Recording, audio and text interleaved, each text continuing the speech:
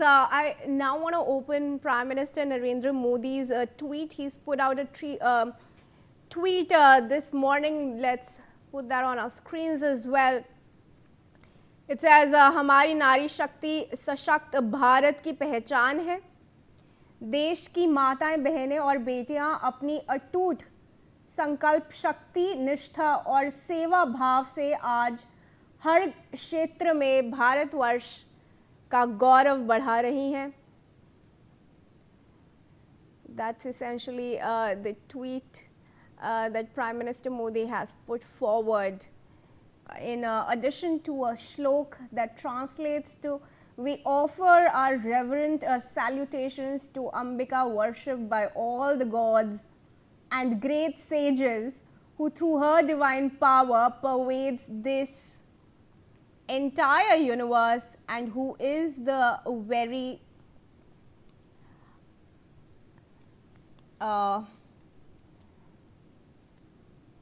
pardon me, I'll just repeat that once again. I'm having some technical glitches here with my system, but that's essentially the tweet that Prime Minister Narendra Modi has put, of course hailing women's empowerment and calling for women's reservation. Of course, Prime Minister has been a strong votary, as the BJP says, for this cause.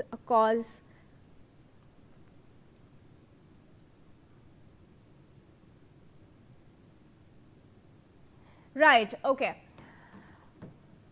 Shruti, I want to come to you also now. Question, of course, of intersectionality is important, but can we ensure gender justice, and how can the issue of these women bringing in their male partners or family members on the sidelines of them probably holding the position, but the men actually doing the work, be addressed?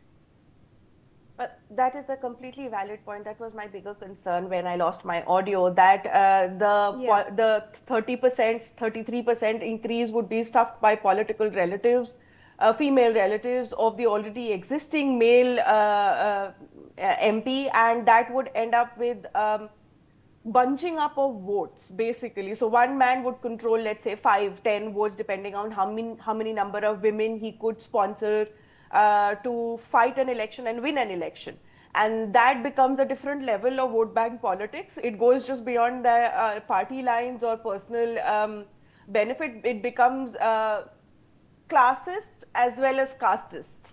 As in, my particular caste has so many votes, my particular family, let's, for example, not excessively, like the Yadavs would control a larger bank of votes, or let's say the Thakurs would control a larger bank of votes, just because they've managed to stuff in a larger number of MPs of their particular caste or creed into the electoral system by mere financial gains as well as popularity. So there is no way to guarantee that, because you cannot by constitution say that if your husband is voted in, you cannot fight it. That violates a person's constitutional rights. You cannot do it beyond personal, moral and ethical grounds. The party has to make these kind of decisions, that they will ensure that a particular family, the parivarvad that people keep talking about, is not infiltrating this particular 33% reservation. You cannot constitutionally write it into a bill. It has to be more ethical and moral, and people have to ensure that if they find that this particular stuffing is happening, that they do not vote for a person who is doing this, bypassing this entire system of equality and fair rights by ensuring that only their caste, their creed, their family members are being positioned in a place of power. So it is, of course, as I said, a responsibility of the voter and responsibility of the party who's giving the ticket. Now, if I go as an international affairs expert to parallel examples, we have Sweden, Norway, and other places who do not have this particular constitution written in. There is no act or a bill that says that women have to be there, but 45 to 50% women representation is already existing in their constitution. That means that the will of the people is represented equally. And here in India, it is not. So there is that particular cross section where women are still finding a way to voice their opinion independently of their own family background, their own husbands, and as a society as well. So this has a color of societal change to it also that needs to be incorporated. Women empowerment cannot be top down, it has to be bottom up. Okay. You have to work on ground to make sure that the electoral representation happens fairly and justly. Okay, I request you all to stay on with me through the broadcast. We have some breaking updates that we'll keep taking, and I'll request your comments on that as and when we have those. Now, starting first, now yesterday after the intense debate, Union Minister Arjun Ram Meghwal has moved the Constitution 131st Amendment Bill and the Delimitation Bill for further consideration today.